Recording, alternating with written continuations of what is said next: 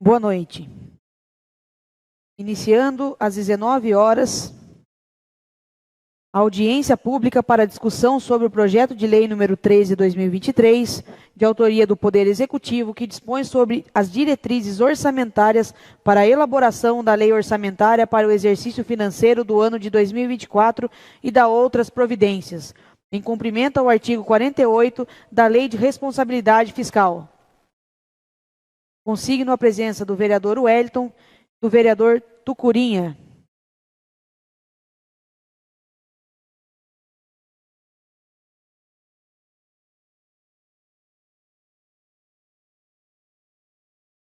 Consigno também a presença da senhora Darlene da Silva, contadora da Câmara, e do senhor Fernando Pive de Almeida, procurador legislativo.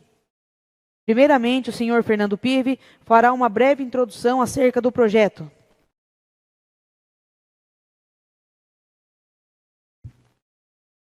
Boa noite, presidente, nobres vereadores, aos colegas da Câmara, ao público que nos acompanha. Nós estamos aqui hoje para tratar da Lei de Diretrizes Orçamentárias, né? Então, assim, fazer sempre uma breve introdução o que é as leis orçamentárias, como funcionam, né?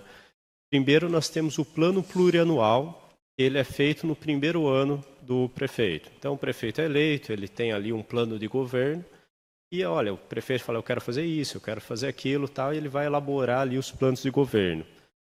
No primeiro ano faz essa lei, que é o plano plurianual, ela vai valer para os próximos 4 anos. Então, ela pega um ano do próximo prefeito. Esse é o PPA, que já foi elaborado, né? Agora, daí nós temos outras 2 leis orçamentárias, né? Lá no final, a gente tem a lei orçamentária anual, é o orçamento propriamente dito, né? E aí são mais tabelas mesmo, quanto que vai entrar de receita, quais são as despesas previstas, e a gente faz o orçamento público. No meio entre o PPA e a LOA, a lei orçamentária, a gente tem essa lei de diretrizes orçamentárias, né? E ela vai falar exatamente isso, ela vai fazer um recorte do que está lá no PPA, e ela vai falar, olha, no próximo ano a gente vai atacar essa e essa questão. Então, assim, ela exerce uma série de funções. A previsão legal, a LDO, ela foi criada pela Constituição de 88, né? Também tem a previsão na Lei 4.320, né, que é uma lei mais antiga, mas a LDO até o ano 2001, ela não tinha uma função muito desenvolvida, mas aí veio a Lei de Responsabilidade Fiscal, né, a Lei Complementar 101/2001, e trouxe uma série de questões que tem que estar ali na LDO. Então, assim, o que tá? Tudo bem, entendemos, ela faz a ponte entre o planejamento e o orçamento. Mas o que tem que estar lá? Primeiro, ela vai estabelecer as metas e prioridades.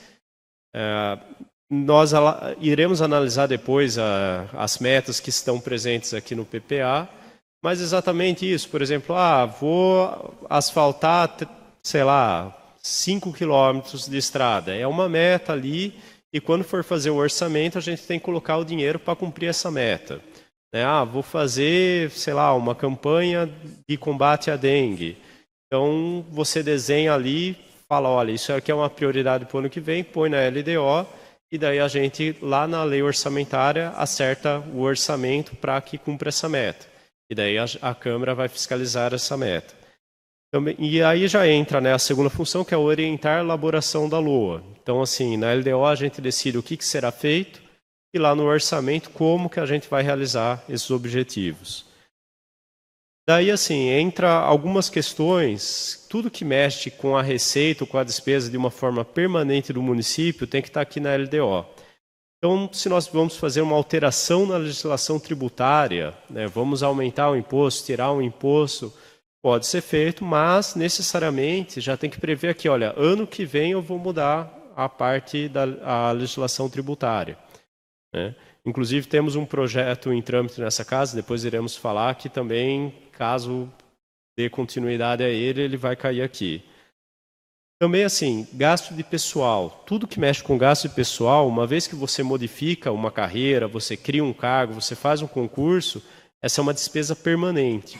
Então, assim, além do reajuste anual dos servidores para repor a inflação, que tem previsão lá na Constituição, toda alteração de carreira tem que estar uma previsão aqui. Olha, vou fazer um concurso público para o cargo tal, vou melhorar, modificar a estrutura de carreira desse cargo. Né? Tudo isso tem que estar previsto aqui. Né? Também, critérios e formas de limitação de empenho. Então, o que é isso? Tem uma previsão de receita aqui, né? O orçamento, que nem em casa, você tem uma expectativa de que vai entrar um dinheiro na sua conta e você vai gastar esse dinheiro. Só que pode acontecer que esse dinheiro não venha por algum motivo. Então, assim, o município está prevendo aqui que vai entrar um valor de receita. E se esse dinheiro não entrar? Então, qual que é a forma que a gente vai lidar com isso? Né? Tem despesas que têm que ser realizadas de toda forma. Tem despesas que a gente pode contingenciar. Como funciona isso no orçamento da Câmara, no orçamento da Prefeitura? Né? Quais secretarias vão sofrer mais? Quais que não dá para cortar? Tudo isso tem que estar na LDO, ela que vai falar como agir nesses casos. Também a gente tem as entidades do terceiro setor. Né? Aqui nós temos, por exemplo, a Santa Casa, que ela recebe muitos recursos do município, né? Ela é uma entidade privada sob intervenção. Temos o Paraíso da Cacau, que cuida da parte de acolhimento de cães e gatos, Projeto Acolher, a APAI. Então, assim, essas entidades elas recebem um valor do município e isso daqui tem que estar previsto na LDO também. Né? Então, para quem que o município vai encaminhar esses recursos ali? Né? E também a Lei de Responsabilidade Fiscais, ela trouxe 2 anexos importantes, que é o anexo de metas fiscais e o anexo de riscos fiscais. O anexo de metas fiscais, ele vai trazer a previsão para o próximo ano e os 2 seguintes, da evolução da receita. Né? Então, uma previsão, olha, a gente está vendo aqui que está crescendo por esse motivo, a gente acha que a receita vai chegar a tanto. Também da despesa, né? E da dívida do município também. Então, você faz uma previsão, olha, para onde que está caminhando o endividamento do município. Né? Isso daqui também tem que estar lá no anexo de metas fiscais. E o anexo de riscos fiscais, ele vai prever ali, olha, se acontecer alguma situação ali, uma calamidade pública, se o município perder uma ação muito importante, que vai dar um gasto muito grande, se cair a arrecadação por algum motivo, vamos dizer, uma empresa que o município depende muito que decide sair da cidade. Né? Tudo isso, assim, se acontecer essa situação que afete as finanças públicas, quais são as medidas, quais são os riscos, esse é o anexo de riscos fiscais. Né? Então, basicamente, é isso que a gente está para discutir hoje aqui, essa é a Lei de Diretrizes Orçamentárias, a LDO. Então, eu vou passar agora para a minha colega Darlene, que é a contadora aqui, ela vai entrar um pouco mais nas minúcias da parte dos números aqui para deixar claro para vocês. Boa noite a todos. Eu vou falar primeiramente das receitas. As receitas de 2022 houve um aumento, né, do valor previsto. O valor era de 54,4 milhões, mas o realizado foi de 67,8 milhões, ou seja, um aumento de 24,5%. Esse aumento foi devido ao reajuste da planta genérica, inflação elevada em 2022, aumento da arrecadação da União, as transferências via Fundo de Participação dos Municípios, emendas parlamentares, entre outros. As receitas previstas que foram encaminhadas pelo Executivo são de aproximadamente 82,4 milhões de reais para 2024, 85,5 milhões para 2025 e para 2026 não foi apresentada a previsão das receitas nos anexos enviados pelo Executivo.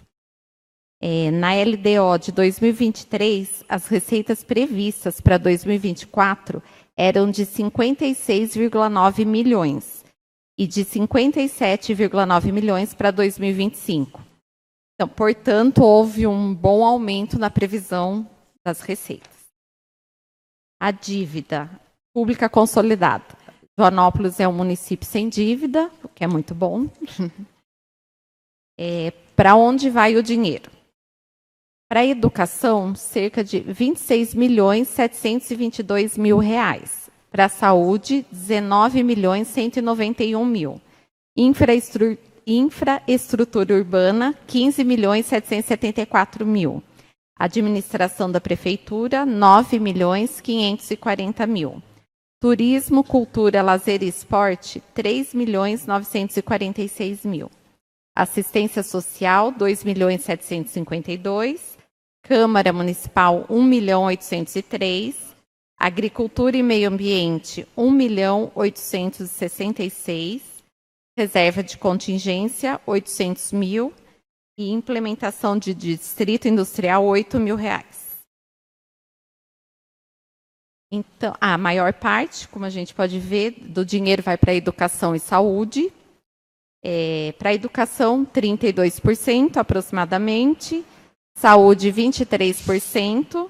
Infraestrutura urbana, 19%.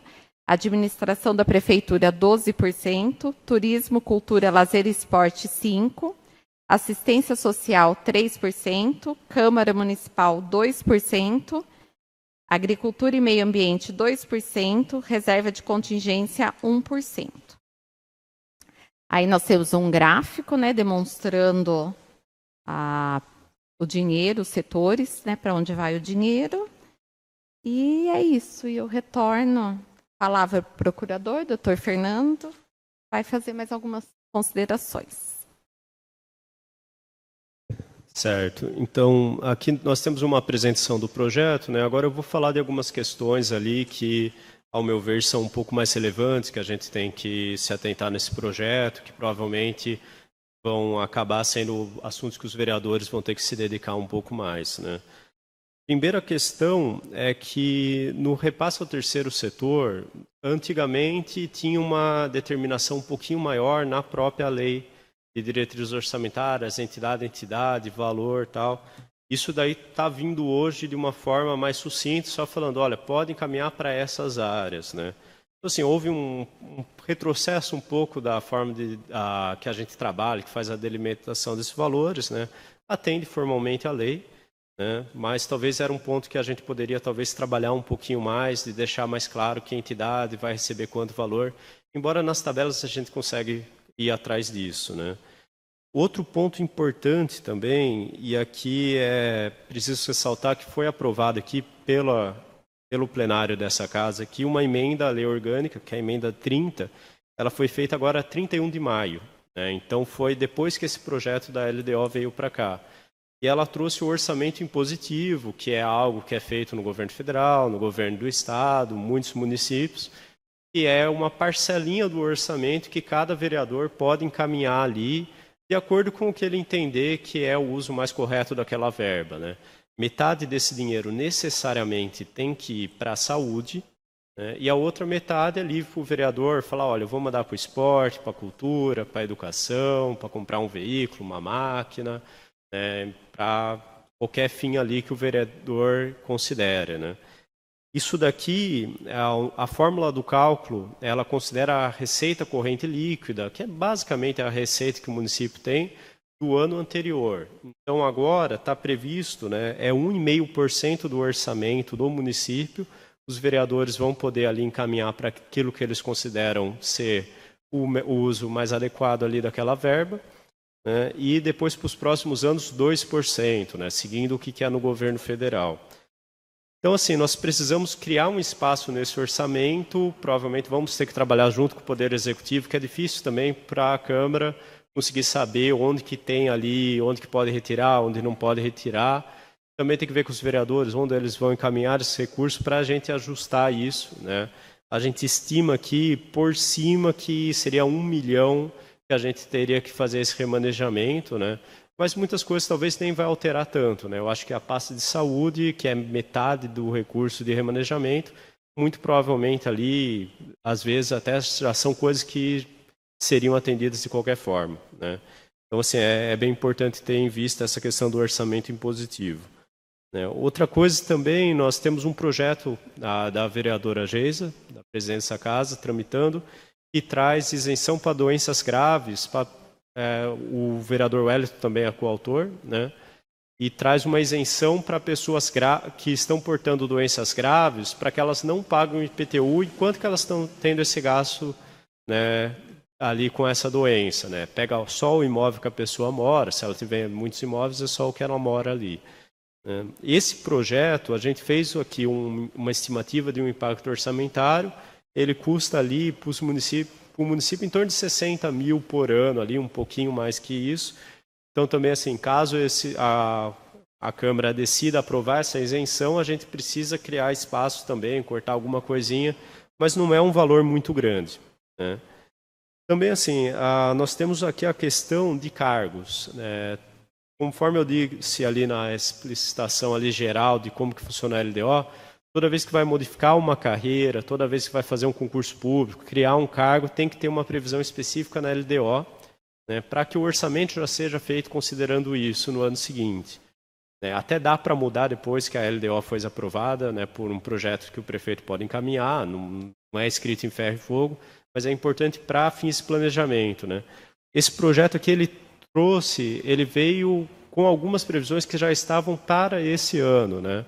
Inclusive algumas que foram ali colocadas por emendas parlamentares, por exemplo, criação de fiscal tributário no município, que nós não temos, a reestruturação da carreira de agente de desenvolvimento infantil, a criação da guarda municipal, contratação de até dois cargos de médico, eu acho que um cargo de médico, né? Tem algumas ali que estão, né? Também uma emenda, salvo engano, do professor Luiz para dar um benefício do auxílio saúde aos servidores do Poder Executivo, né? A Câmara Municipal já possui esse benefício. Então, assim, há algumas alterações ali que a gente provavelmente vai ter que discutir ali e tal, ver, né? Até seria interessante contar com o Poder Executivo nesse debate também. Outro problema que nós temos aqui é a questão de metas. Nós vemos que existem as metas, mas elas estão sendo mais para cumprir a formalidade. Precisa ter metas, aqui estão as metas, né? Isso o Tribunal de Contas está em cima também já da Prefeitura e até mesmo da Câmara, que as nossas metas elas não são metas efetivas, não estão cumprindo a função delas, né? Por exemplo, aqui nesse projeto nós temos meta de iluminação pública, é instalar uma única unidade e modernizar outra, né? Então, assim, não é uma meta realista. E isso daí está dificultando também o próprio trabalho da Câmara Municipal de fiscalizar o cumprimento dessas metas. Então, assim, um novo regimento a gente está prevendo ali na Comissão de Finanças e Orçamento e a Câmara Municipal ela precisa fazer uma execução, um controle ali recorrente, trimestral, quadrimestral dessas metas, né? Então, a gente precisa, até um trabalho que a própria Câmara Municipal precisa melhorar aqui, a gente precisa ter metas mais realistas, né? Então, assim, olha, quantas iluminação pública, quantas luminárias a gente vai instalar? Vamos instalar 200. Então, já prevê ali o recurso para instalar essas 200 e daí a Câmara pode fiscalizar também, olha, como que está indo essa execução? Já instalaram quantas? Vai bater a meta? Não vai? Por que não? Né? Então, assim, a gente precisa melhorar um pouquinho essa previsão de metas, né? Mas, no geral, é isso, né? Formalmente, o projeto tem a questão também ali do anexo de metas fiscais, que precisa ser para o próximo ano e os 2 seguintes, e veio só para 1 ano, né? Então, também é algo que a gente precisa corrigir nesse projeto aí, né? Mas, basicamente, são isso, as principais questões aqui que a gente tem que discutir, né, na tramitação desse projeto de LDO. Algum vereador deseja se manifestar? Eu gostaria, vou falar daqui mesmo, até se algum dos vereadores quiserem discutir junto isso, né? É uma coisa, talvez um assunto novo para o município, mas já estava conversando isso com o procurador alguns dias atrás, acompanhando os novos atos do governo estadual, né? O governador Tarcísio sancionou há pouco tempo atrás, mês passado, se não me engano, o novo salário mínimo estadual, um valor de R$ 1.550. O salário, ele se aplica para cargos que não têm piso, ou melhor, convenção coletiva. Seria isso, se eu estiver errado, que os doutores me corrijam, por favor. Eu queria saber do procurador, ter essa opinião, do Wellington, do Cura, quem quiser comentar aqui também, se é possível a gente colocar isso na LDO para os cargos que estão abaixo do salário mínimo e que chegam ao salário mínimo via decreto. Se isso é possível ou não, se isso é uma alternativa para dar um pouquinho mais de dignidade salarial para esses servidores que acabam ganhando abaixo do salário mínimo, né? Então, é um problema do município e se isso seria um meio de resolver essa situação para esses funcionários.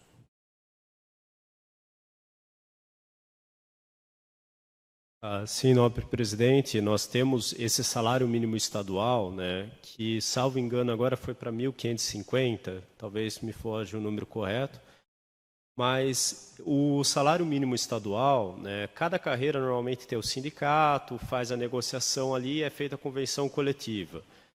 Esse salário mínimo estadual não é que nem o salário mínimo federal, né, que esse valor, sim, ele é unificado. Então, assim, a interpretação que se tem é que, olha, não se aplica diretamente ao município, né, a gente teria que fazer essa previsão em lei, mas seria um parâmetro interessante, ao meu ver, né? Nós temos muitas carreiras que ficaram desatualizadas, porque o salário mínimo ele foi crescendo acima da inflação e a gente fazia o reajuste só pelo valor da inflação e tem anos que nem o reajuste completo foi dado aos servidores, né? Então, a gente tem diversas carreiras ali que elas estão até abaixo do salário mínimo, tanto que quando vem o aumento, eles não recebem esse aumento, né, esse reajuste, porque já está abaixo do mínimo mesmo, então o reajuste se passa do salário mínimo. É possível o município, por lei, determinar, olha, tudo bem, nós vamos utilizar esse valor de 1.550 como piso para todas as categorias do município, né? Isso precisa estar aqui, a gente iria autorizar isso na LDO, mas daí, assim, é uma matéria, como está tratando do regime jurídico de servidores, é de iniciativa privativa do prefeito, né? Então, o que a Câmara pode fazer aqui na LDO é falar, olha, prefeito, está autorizado a elevar ao cargo de todas as carreiras até esse piso aqui, né? E a gente teria que ver o impacto orçamentário e ajustar o orçamento. Mas então, assim, a Câmara pode fazer isso. Olha, estou autorizando o prefeito a adotar o piso como o nível inicial de todas as carreiras do município, né? Mas seria essa questão. A gente não tem uma aplicação imediata, né, embora seja essa salário mínimo estadual, né? Talvez até o nome salário mínimo estadual acaba gerando uma confusão, né, com o salário mínimo federal, né? Mas é basicamente isso, tá? A gente pode colocar aqui uma previsão, olha, está autorizado a colocar esse valor, né? Aí compete ao prefeito mesmo fazer essa modificação e, claro, a gente tem certos limites também do orçamento, de gasto pessoal, tá? Eu acredito até que tem uma certa margem, que a nossa arrecadação melhorou muito, né? Mas aí, assim, precisa ser feito toda essa análise desse impacto, quantas pessoas são, tal, né? Mas, sim, em tese é possível. Só para dar continuidade aqui, vou falar só mais um pouquinho. Acho que é importante a gente colocar na LDO, se possível, a questão dos estudantes também, universitários, para que a prefeitura aumente um pouquinho o repasse para eles, para que diminua o valor, né, na verdade, do que eles pagam na mensalidade. Mais algum vereador deseja se manifestar?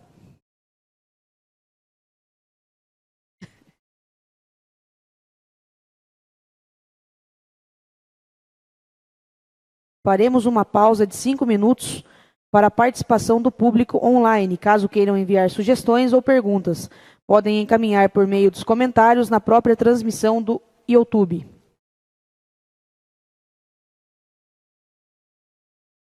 Não havendo comentários do público online, informamos que eventuais dúvidas e sugestões ainda podem ser encaminhadas após a audiência para o e-mail da Câmara Municipal, câmarajoanopolis@câmarajoanopolis.sp.gov.br, e serão respondidos em breve. Nada mais a tratar, agradeço a presença do público, da contadora, do procurador da Câmara, dos vereadores e do público que nos acompanhou pela internet. E às 19h29, declaro encerrada esta audiência pública. Boa noite.